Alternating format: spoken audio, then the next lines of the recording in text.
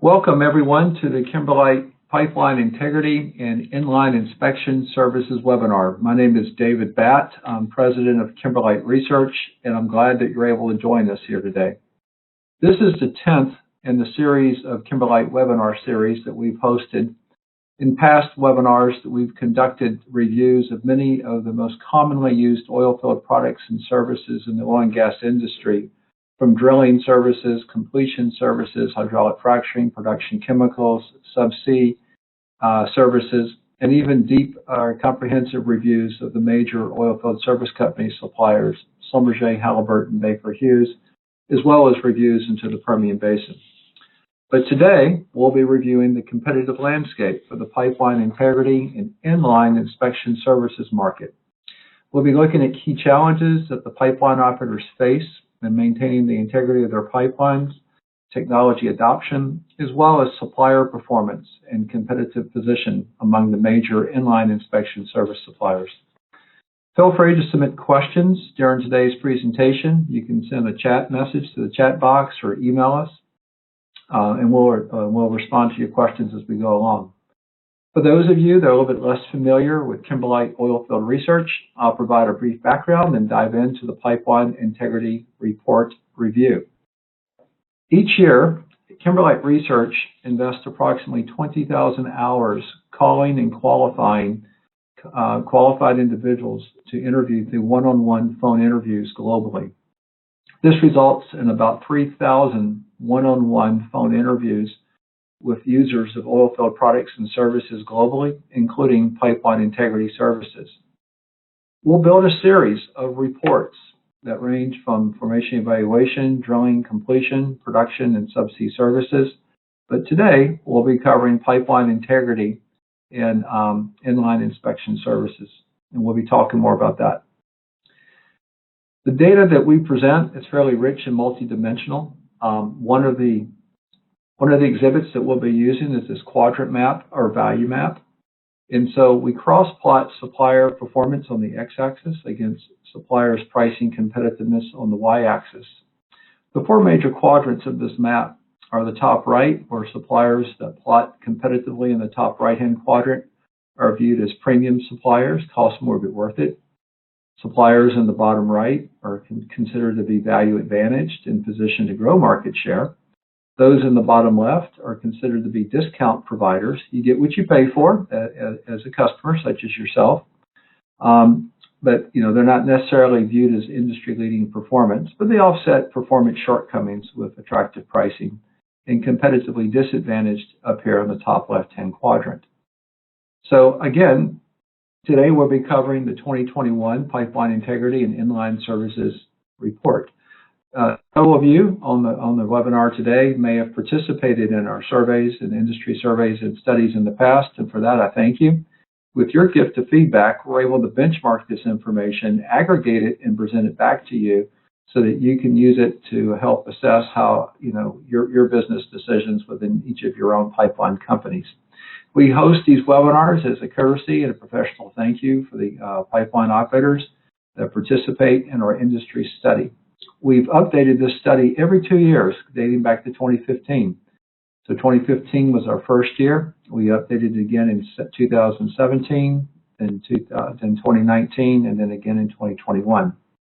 These findings are based on the results of interviews with 236 integrity managers and engineers during the months of April, May, and June of 2021. So this data is relatively recent and fresh. One of the first questions that we ask when we conduct the one-on-one interviews, and any of you that may have participated in our studies may recall this being one of the first questions, is it's an open-ended question, and we ask, what's the biggest challenge in maintaining the integrity of your pipeline system? We collect all the verbatim comments from the 200-plus integrity managers that we've interviewed globally. This is a worldwide study.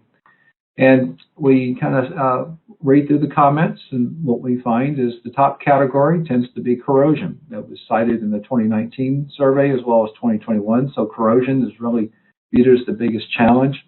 And then followed after that is third-party damage.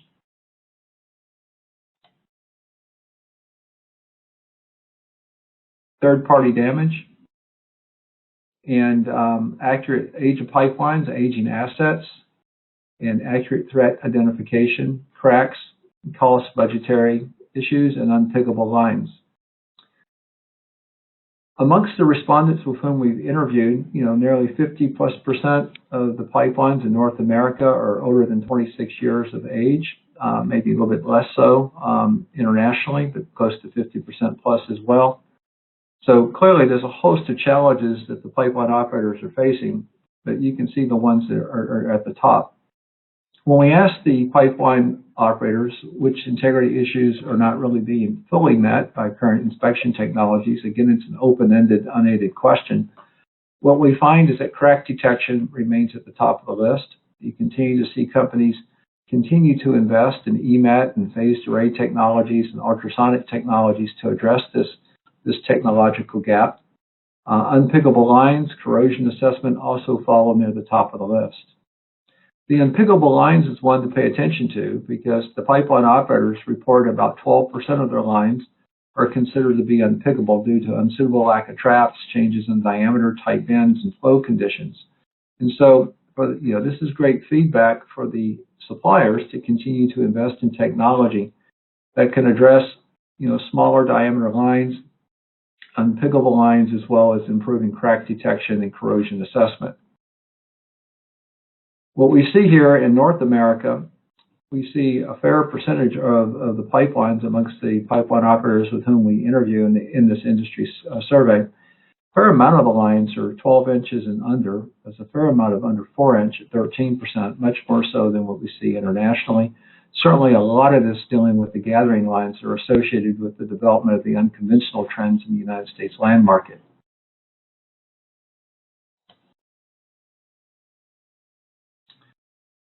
One thing that's different about the pipeline integrity market is you as pipeline operators, are very conservative and risk averse, and rightfully so.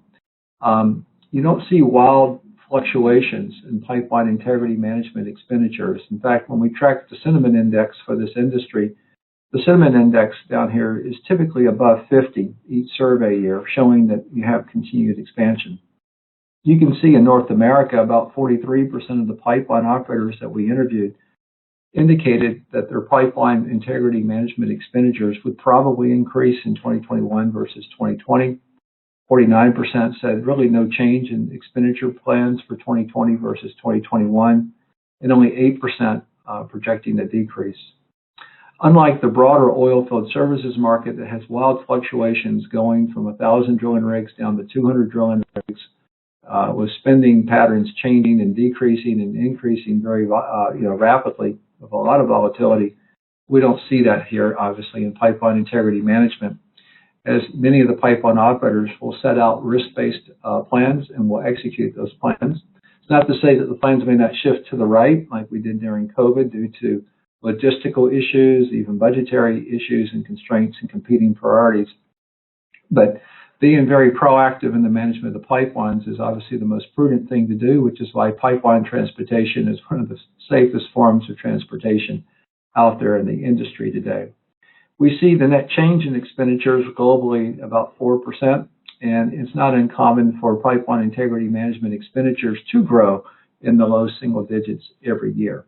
And a lot of that's a function of a lot of things. I mean, one, we keep adding more pipelines every year, and the pipelines are aging. We also have new roles like the gas mega role that's being introduced here. We asked the pipeline operators if they felt like the introduction and the rollout of the gas mega role was going to impact them. About 30% of the pipeline operators in United States land said not really, because we've already been proactive, we're already there, and so it's not going to really require a change from what we've already decided to do or have been doing. But the other 70% of the pipeline operators did indicate that it would have some impact from implementing more inline inspection runs to altering some of the lines to enable pigging, because like I said, some of the traps, either lack of traps or suitability of the traps to handle some of the tools and the length of the tools. Certainly they'll see advancements in data management records, and we'll talk more about that. In terms of needs, the pipeline operators are stating to the suppliers that, in order to implement their gas mega reel requirements. They will need increased availability of tool sizes, preferably some shorter and more compact tools, as well as the latest technology to address crack detection and corrosion assessment that were cited as big challenges that they face. You know, one of the things we track too amongst the pipeline operators is if you go back to the 2017 survey, the vast majority of pipeline operators will say they just use the same technology year after year. But what we've seen going to 2019 and now into 2021 is more and more pipeline operators are expressing a willingness to consider using alternating technologies to assess different integrity threats and even run multiple technologies in a single campaign to overlay data. This is certainly a reflection of the new technologies that are entering the market, the willingness of the pipeline operators to trial and consider new technologies and alternating technologies, whereas historically, if you go back in time, the vast majority of the operators, going back to almost 70–80% of the operators would have just said, hey, we'll just use the same technology, MFL, year after year for the most part. About 70% of the North America operators were indicating plans to install additional pipelines during the next 2 to 3 years. About 43% internationally, just over 200 miles on average was the response rate. In North America, pipeline operators do inspect their gathering lines. We did see a decrease from the prior report from 2019, from 57% down to 34%. We believe that part of this may be due in fact to the fact that a lot of these gathering lines, quite frankly, are just not all that inspectable due to size and diameters, but we also see some increasing use in the gathering operations of oil and gas operations too, of composite poly pipe and flexible pipes and other types of pipes that are more difficult to be able to inspect using traditional inline tools. Now this is an interesting one because we asked the pipeline operators, if you could give advice to the suppliers where they need to focus most of their efforts, is it improved technology, is it improved service, or improved pricing? And again, you see technology tends to be the #1 area where pipeline operators would like to see the suppliers focus on.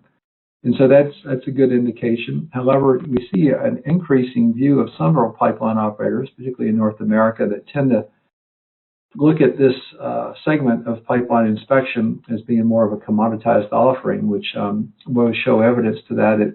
If you're really only searching for the lowest price for services, you may or may not always receive best overall value. In terms of the technologies that are most commonly used, virtually 92%, almost 100% of all the folks we interviewed obviously use MFL, followed by high res, followed by low resolution caliper, and then ultrasonic technologies. When you look at the estimated share of total runs using these technologies, MFL is usually being run on about 3/4 of the runs out there today amongst the respondents that we surveyed for the 2021 report. High resolution deformation being used on close to half the runs. Ultrasonic technologies continue to be used in the high teens, 13, 15, 17, 18% of the runs. We do see a little bit of growth here. Acoustic resonance technology, very new, showing a little bit of growth here. We did ask a new question in the 21 report just to see if there were any tools or technologies that operators would tend not to run just because it would require trap modifications or incur additional cost in running due to the speed at which you can run and the flow conditions in which you can operate. Only about 23% of the pipeline operators worldwide cited that that's a concern. When we asked which tools are creating that concern, EMAT and ultrasonic were the most commonly stated ones. As you know, some of these tools can range in length from as short as 15 feet to, depending upon the configurations, to maybe as long as 40 feet, which makes it quite difficult, depending upon the trap configurations of being able to run, not to mention the speed at which you can run some of these technologies. One of the big challenges that we see for the pipeline industry, we track at Kimberlite Oilfield Research interviews across the entire oil and gas industry, ranging from drilling, completion, subsea, you name it. And what we find is that the adoption of remote technologies and digitalization is being adopted at a faster clip in the traditional oil and gas industry, drilling, completion, and such, than it is in the pipeline industry. And we see that report turnaround times typically still take about 6, 7, 8 weeks. We find that post-report challenges remain fairly high amongst the pipeline operators in terms of the accuracy of the data, the correlation of the various reports that they get from the various suppliers, quality checks, needing to go back and talk to their suppliers with respect to how to properly interpret some of this data, data formatting, faster turnaround time. I certainly believe that digital pipeline is part of our future, being able to do things from machine learning to the use of cloud to all types of technologies that are out there today. But until we overcome some of the data integration, formatting, and standardization of some of our interpretations and reports as an industry, I think that the pipeline industry will continue to lag versus the broader oil and gas industry in digital adoption. And we can talk more about that offline with anyone that'd like to have those conversations. Diving into the overall competitive landscape amongst the inline inspection service suppliers, one of the first questions that we'll ask in this section of our industry surveys is this: it's an open-ended question. What suppliers, have you used for inline inspection recently over, say, the last year or two? And so this is just obviously looking at market penetration rates. And to no surprise, Rosen and Baker Hughes, the two largest providers in the market, have the deepest market penetration. Virtually half or more of the pipeline operators cite use of Rosen or Baker Hughes in the last 2 years. In fact, the average pipeline operator uses between 2 and 3 suppliers for their inline inspection. Statistically, it's 2.16. There are over 39 different ILI suppliers cited as being used worldwide. So for inline inspection, a market that's roughly about $1 billion in size, to have close to 40 different suppliers indicates how fragmented it is. On one end, that's great. You have a lot of competition. You have a lot of new technologies being introduced. When you start to look at this, maybe if I'm looking at this in North America a little bit, we see companies like Integra kind of growing. We see companies like OnStream growing. We see companies like TD Williamson kind of decreasing a little bit their market share presence. But you see many of these companies, be it OnStream or Integra, kind of growing their presence in the marketplace. But we asked the pipeline operators, in addition to who you've chosen and who you've used in the last year or two, how would you rate the performance of the suppliers with whom you've used on a scale of 1 to 10? This is a very important graph here because, thanks to the feedback of the pipeline operators, we're able to benchmark the feedback of the performance of all the inline inspection services suppliers. And if you ever thought for a moment that this was a commoditized offering and that one supplier was the same as another supplier, this graph strongly refutes that belief because you see variances between the average ratings that received by the worst performing inline inspection suppliers, the average ratings of the very best inline inspection suppliers, and you see the range in ratings for each of these performance variables, be it responsiveness to needs, technical support, defect sizing and accuracy, technology offered, first run success rate, pricing competitiveness. When we start to benchmark supplier performance amongst the survey years from 15 to 17 to 19 to 2021, and we compare it to the industry average ratings, I take responsiveness to needs here, for example. The industry average ratings actually declined from 15 to 17, with the operators saying that the overall responsiveness was actually declining amongst the suppliers. And then it leveled off from 17 to 19, and now the performance ratings are improving. But it's important because maybe you've only used 1 supplier or 2 suppliers or 3 suppliers. You may not really know how the other suppliers are actually performing in the eyes of the customers that use them. Take, for example, this is United States Land, but in any given survey year, Rosen's customer review ratings consistently come in on a scale of 1 to 10, much lower than the industry average. But you see Rosen getting better every year and beginning to close the gap with the industry average. Conversely, you tend to see companies like TD Williamson and even NDT Global consistently getting customer review ratings that are better than industry average. But in the case of TD Williamson, you see that their review ratings each year have been declining against the face of increasing performance by the broader industry.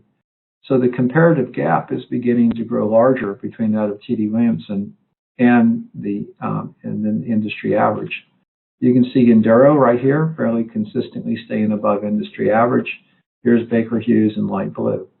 And so it's very important to capture through the voice of the end user, you, the pipeline operator, the experiences that you're having with the suppliers with whom you're using, so we can benchmark this and kind of lay some clarity to the fact that not all these suppliers are viewed as performing homogeneously the same year on year. There's quite a bit of difference between the best performers and the worst performers. In some cases, we start to see some of these kind of contract together. In some cases, we see them fall apart, like technical support kind of coming together in many areas. You see NDT Global, who's historically been lagging in technical support, customer review ratings over the years, improving year on year to the point now that their customer review ratings in 2021 are considerably better than industry average. We also track, as we mentioned, availability and scheduling flexibility. You start to see a little bit of convergence, if you will, on scheduling versus back in 2015, we had greater divergence. Field service is starting to converge a little bit. Overall project management, this is an important one, accuracy and defect sizing and location. Again, you can see NDT Global, good ratings, and they went through a decline mode, and then they're back up. Report turnaround time, you see Enduro, obviously they do a lot of the, not necessarily the same level of investigations, if you will, with many of the others, but they have expanded obviously in the MFL, as well as basic caliper and geometry, but their report turnaround time ratings tend to always be consistently higher than industry average. You see convergence with others. We can look at technology and so forth, and even pricing competitiveness.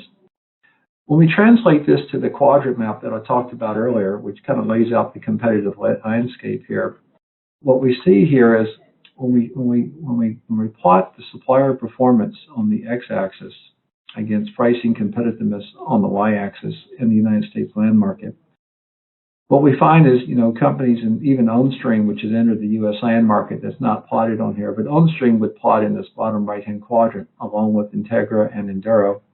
Traditionally, T.D. Williamson has almost always been plotted in this bottom right-hand quadrant value advantage, but T.D. Williamson's competitive performance and position, as I was showing you earlier in the trend tiles, has been declining relative to the industry average, to where now T.D. Williamson is pretty solidly competitively positioned as being a discount provider.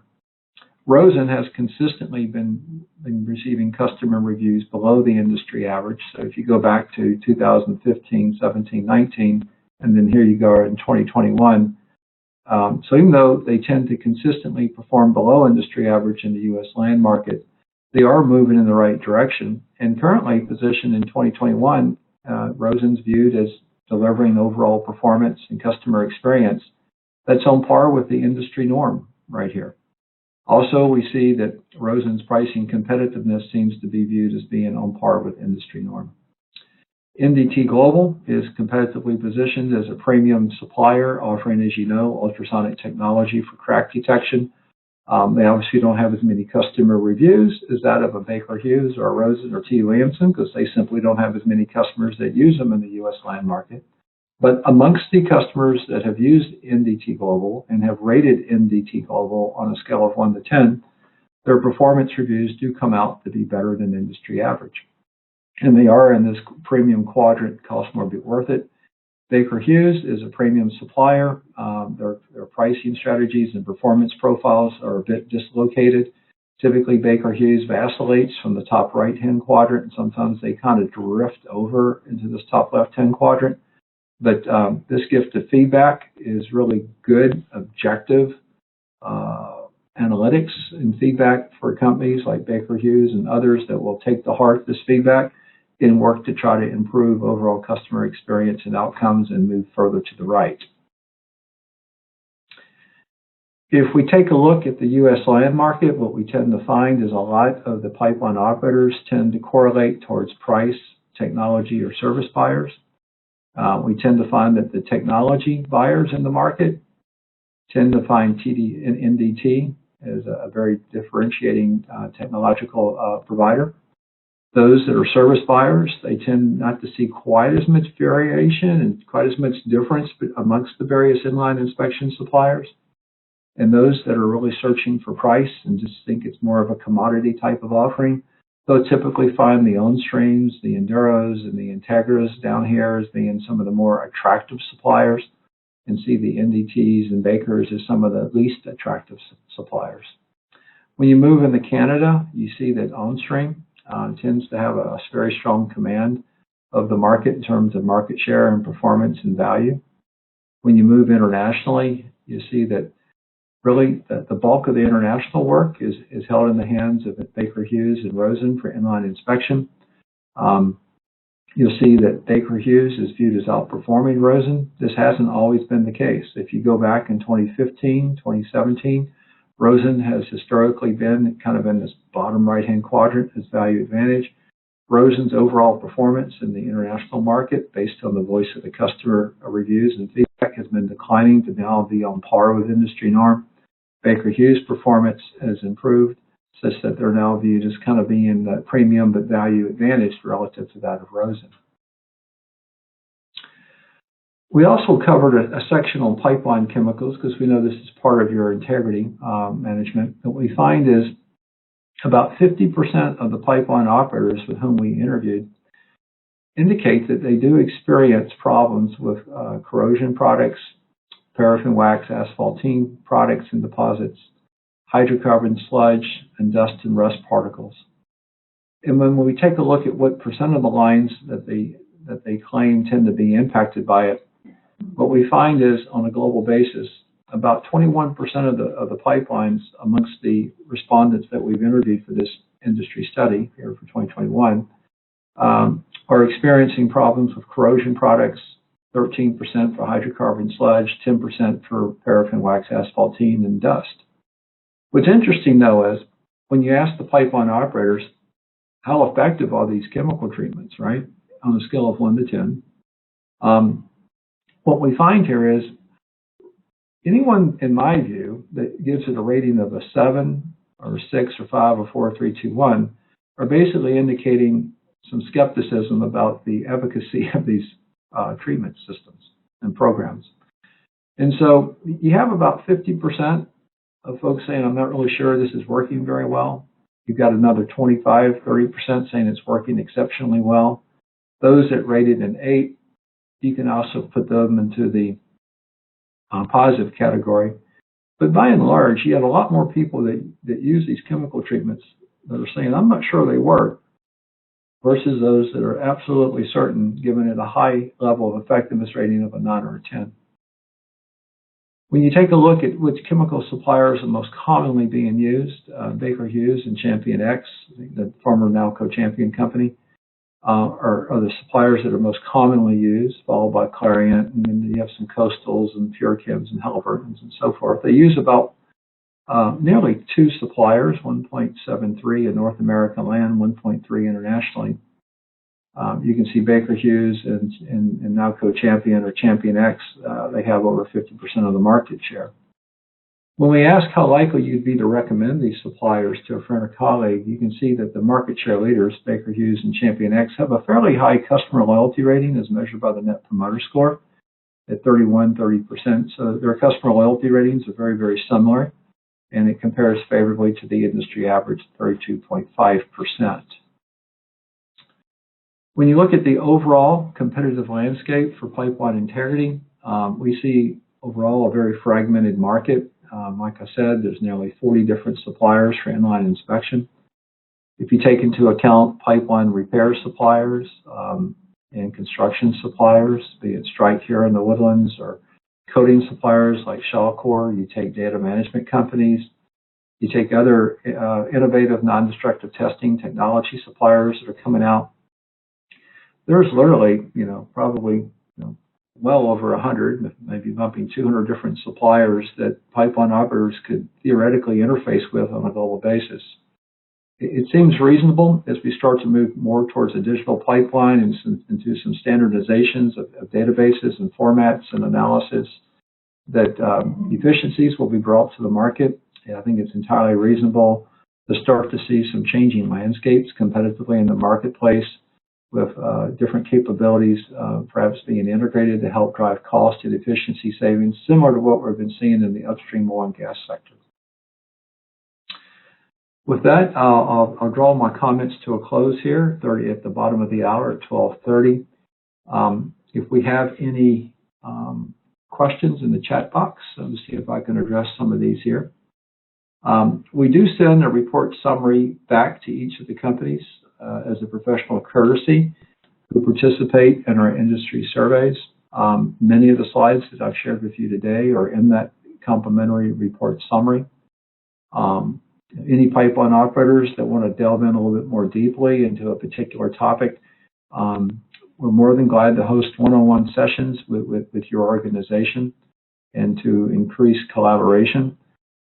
Being able to provide 360-degree feedback is very helpful in terms of propagating our industry forward. I personally entered the oil and gas industry in the 1980s as a geologist for Chevron, back when we thought 1,000 water was deep water for deep water drilling. Today, we're obviously in 10, 12,000 feet of water. But my point is, technology and innovation keeps driving the industry forward. So the more collaboration that we can have between the operators and the suppliers, that's only going to help propel our industry forward. Needless to say, in the current regulatory climate, our industry probably does need to collaborate more and more together and stick together, since unbeknownst to some, we will not be turning off fossil fuels anytime soon. Even though we will be moving to energy transition technologies, the use of fossil fuels and oil and gas will still play a prominent role in the world's economy for several decades to come. Any other questions in the main chat? Let me see if I can find it. I'm not able to find some of these questions. Let's see. For slide 19, were all the categories included? Some of the newer technologies available as an online. So on slide 19, let me see here on slide 19. What we did here on slide 19 is we, Kimberlite, when we introduced the survey to be carried out, we collapsed some of these categories together, whereas before, like, there's different levels of MFL, and so we put these categories together and we tested amongst these categories. So this particular question, slide 19, was not an open-ended question. This was one in which we worked with the inline inspection service suppliers to try to collapse these into meaningful categories for which we can begin to trend and track technology use and adoption. I want to thank everyone for attending the webinar today. Let us know if you would like to follow up in any way to discuss any of these topics. For those of you that participate in our surveys, thank you very much. We greatly appreciate it, and we hope you have a great day. Thank you for attending today. Bye now.